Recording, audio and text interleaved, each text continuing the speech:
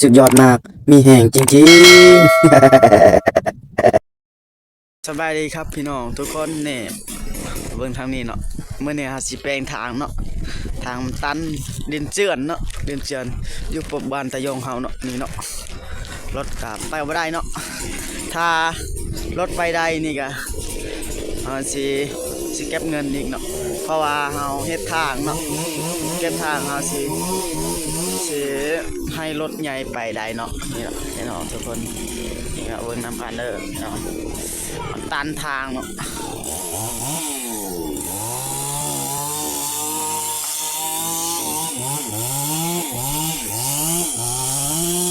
ผู้ชุดโทษของบาตะยงเฮาโอ้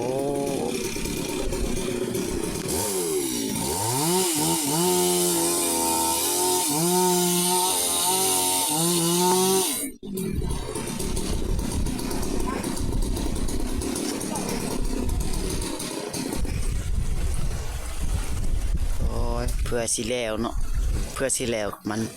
ต้องใช้เวลาเนาะเป็นเบิ่งนี่เนาะพี่น้องทุกคน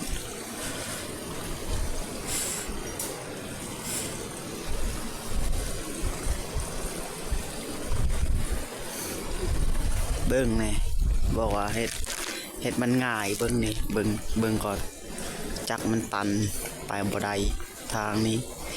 โอ้โห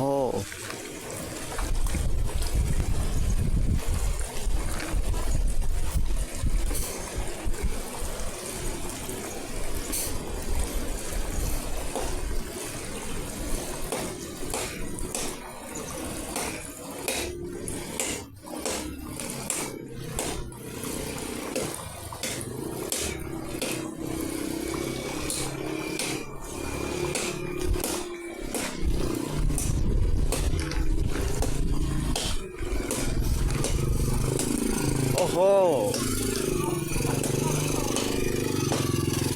คุณไฟใน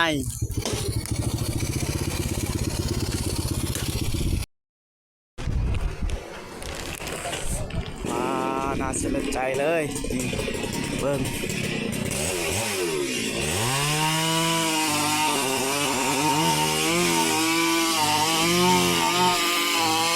โตบางใหญ่ๆตัดทาง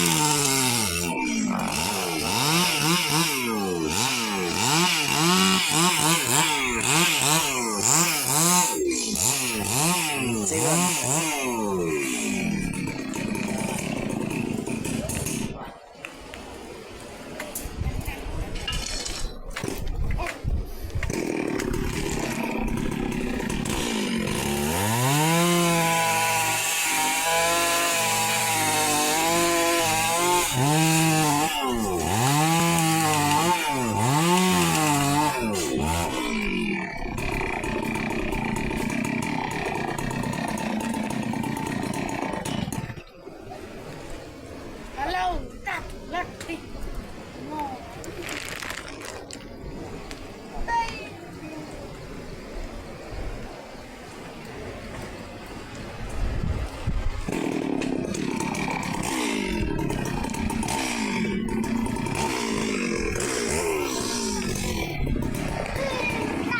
ได้ไหมเป็นบ่ได้เนาะ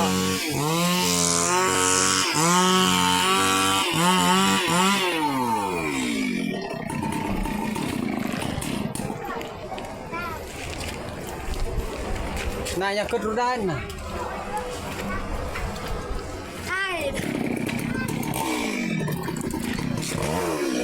มาธรรมชาติ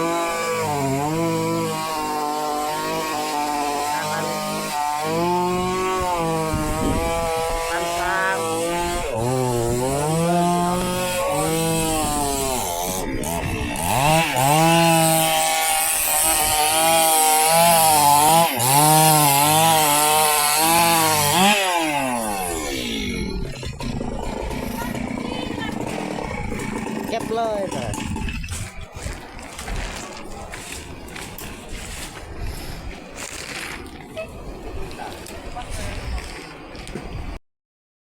อ้าวเนาะพี่น้องนี่คนดังคนฮีโร่บ้านตะยงนี่เนาะมาซอยสุก หินตั้งทางเนาะมาเบิ่งนํกันนี่เนาะเเพิ่นอยู่ซอยนี่เนาะอ้าวโอ้ยบ่ไหวแล้วนี่มันหนักโพดคนเดียวบ่ไหว4-5 คนก็ไหวเนาะไปไหวได้เนาะ 4-5 คน โอ้ยไป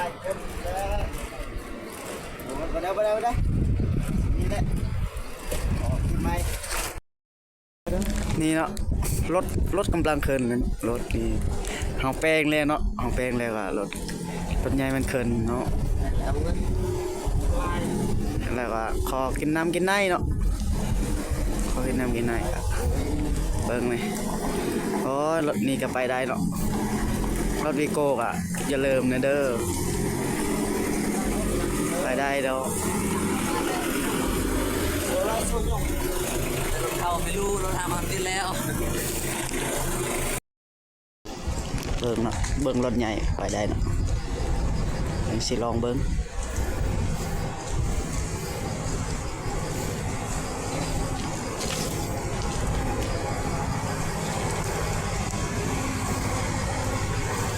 เฮาเฮ็ดแล้วทางเนาะ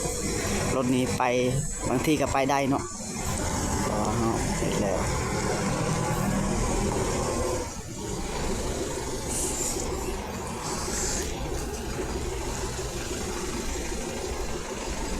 ไปได้บ่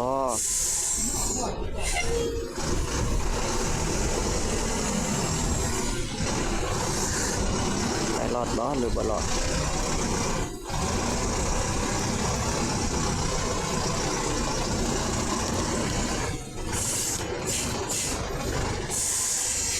ไปได้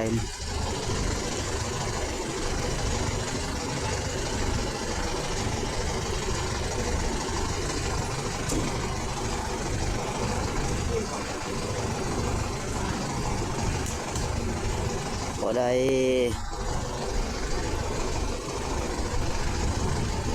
รถแกกล้วย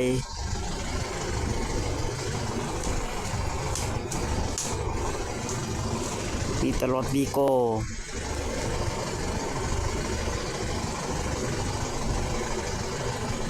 รถสำนีไปบ่ได้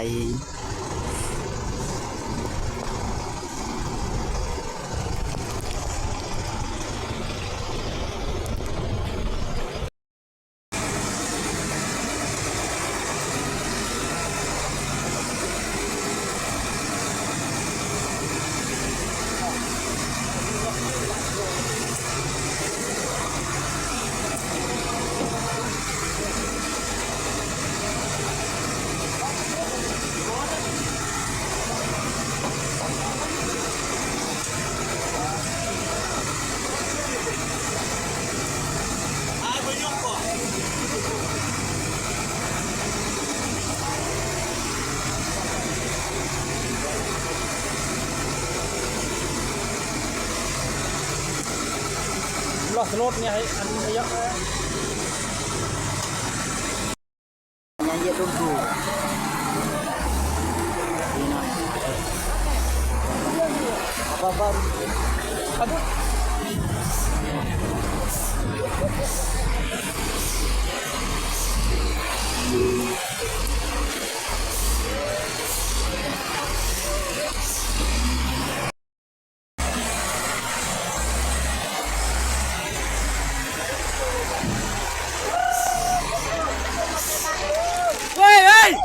chú rồi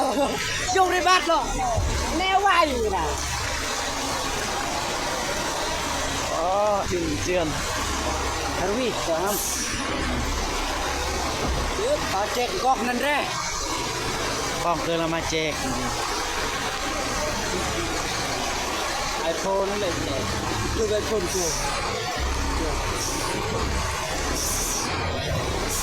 thôi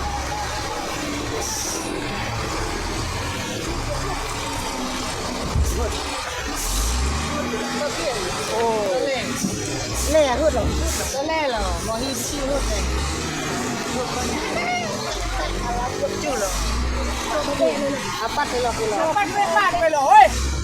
yo mangga lu ya em về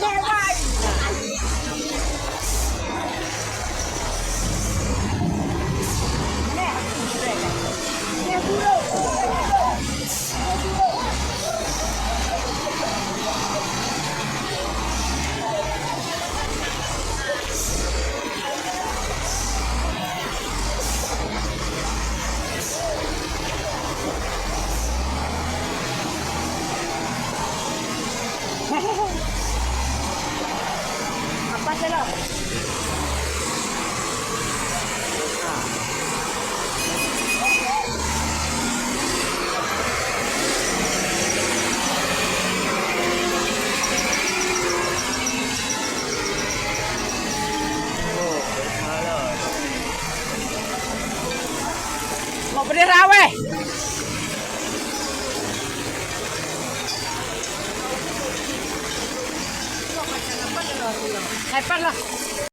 ถ้าคลิปนี้มีประโยชน์อย่าลืมกดไลค์กดแชร์และกดติดตามทุกช่องทางที่ติดตามเฮาขอขอบใจ